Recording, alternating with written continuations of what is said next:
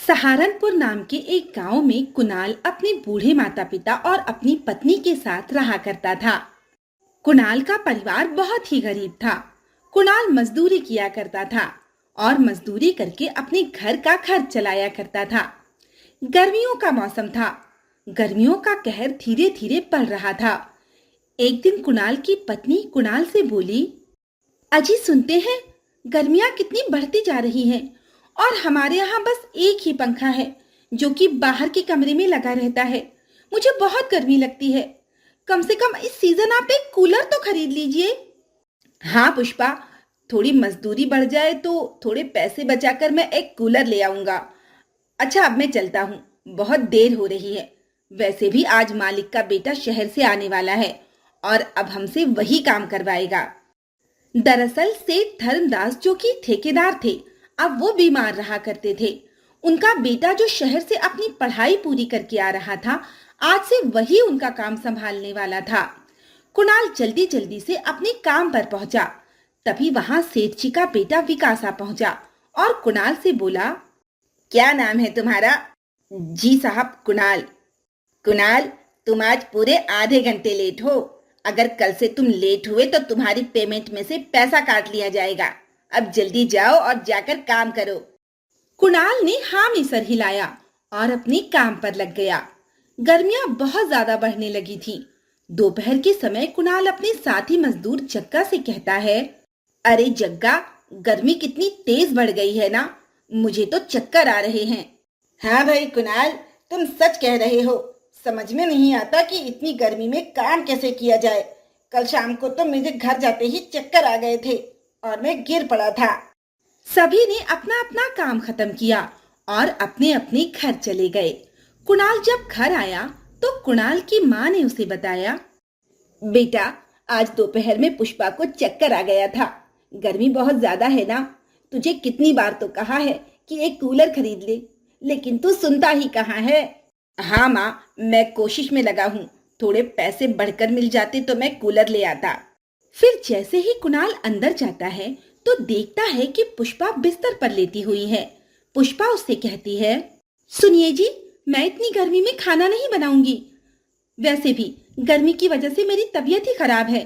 आप ऐसा कीजिए, आप खाना खुद बना लीजिए। ठीक है पुष्पा, तुम आराम करो, खाना मैं बना लेता हूँ।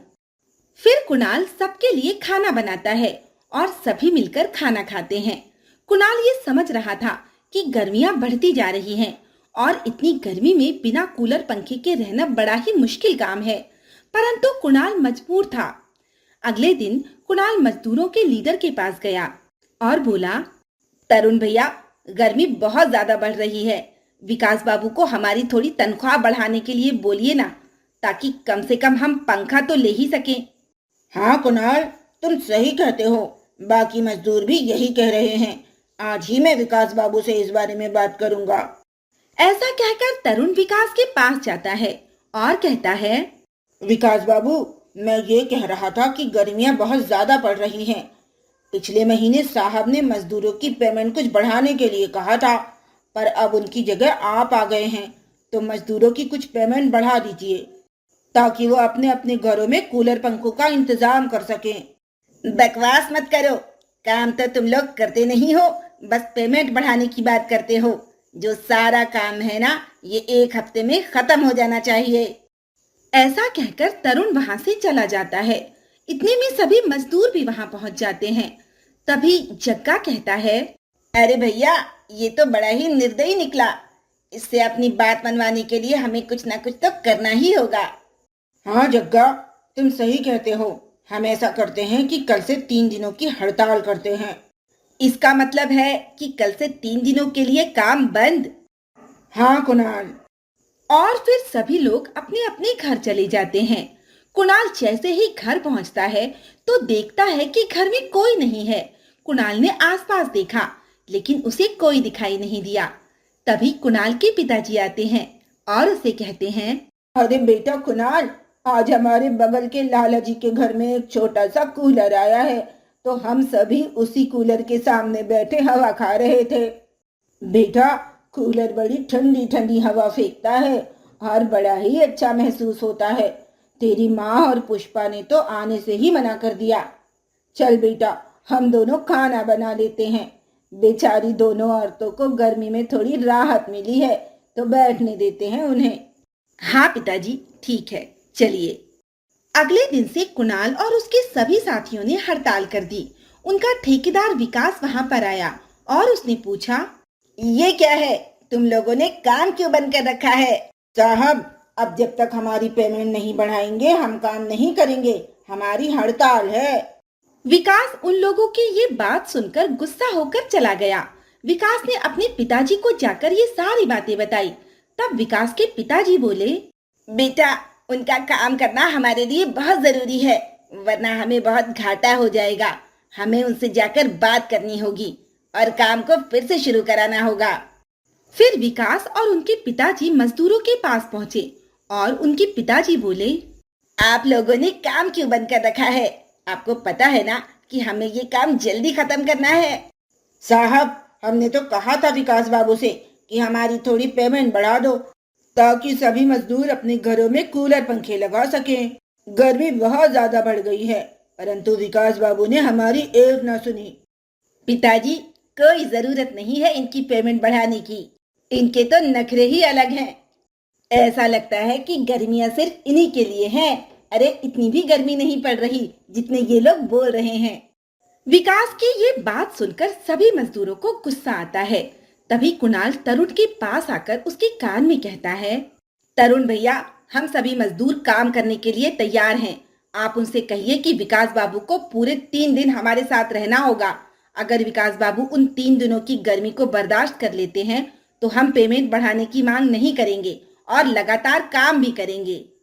तरुण को कुणाल की ये बात पसंद आती है और तरुण यही बात सेठ जी और विकास बाबू के सामने रख देता है।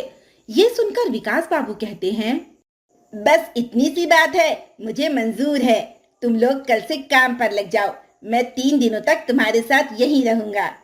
और फिर अगले दिन सभी मजदूर समय पर पहुंच जाते हैं और अपने अपने काम में लग जाते हैं। विकास भी वहां आता है और एक कुर्सी लगाकर वहीं बैठ जाता है। 1 घंटे बाद वो अपने मन में सोचता है, पता नहीं ये लोग खुद को क्या समझते हैं। मुझे यहाँ बैठे पूरे 1 घंटे हो गए। मुझे तो बहुत गर्मी नहीं लग रही। अब धीरे धीरे दोपहर का समय आ रहा था और इसी के साथ साथ गर्मी भी बढ़ती जा रही थी। विकास की हालत गर्मी की वजह से बहुत खराब हो गई थी, क्योंकि उसे केवल एसी में रहने की आदत थी। दोपहर होते होते विकास को चक्कर आने लगे थे। थोड़ी ही दूर पे एक पेड़ था। विकास उसकी छांव में जाकर बैठ गया और मन ही मन सोचने लगा, बाप रे, ये गर्मी तो बहुत ज्यादा बढ़ गई। मुझे तो ऐसा लगता है कि इतनी गर्मी में मुझे किसी ने आग में रख दिया। भला मैं 3 दिनों तक यहाँ कैसे रहूंगा। वो दिन तो विकास ने जैसे तैसे काट लिया। अगले दिन भी विकास समय पर आ गया। विकास को बहुत डर लग रहा था कि वो इतनी तेज धूप में आज दिन भर कैसे बैठेगा। और उसका डर तब सच हो गया जब दोपहर होते होते विकास धूप की वजह से बेहोश हो गया। मजदूरों ने उसे जल्दी से उठाया और पेड़ के नीचे सुलाया। फिर किसी ने उसके लिए ग्लूकोज बनाया तो किसी ने उसके मुंह पर पानी के छींटे मारे। बड़ी मुश्किल से विकास को होश आया।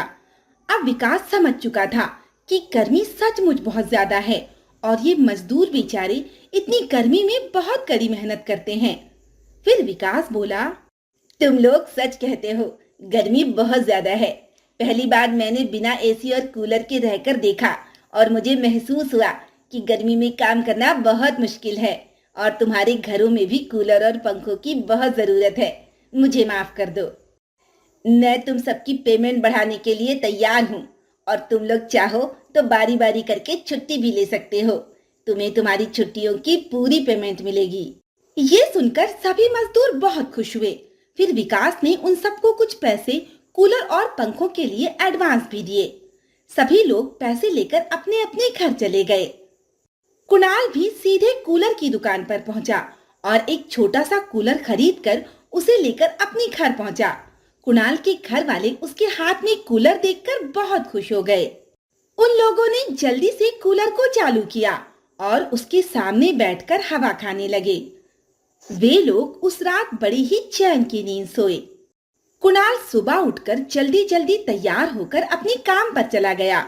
सभी मजदूरों ने देखा कि विकास बाबू ने वहां पर ठंडे पानी के लिए मशीन लगवा दी है और इतना ही नहीं, उन सबके लिए लस्सी और दोपहर के खाने का इंतजाम भी किया था और आराम करने के लिए एक पंडाल भी लगाया था जिसमें एक बड़ा सा कूलर लगा था।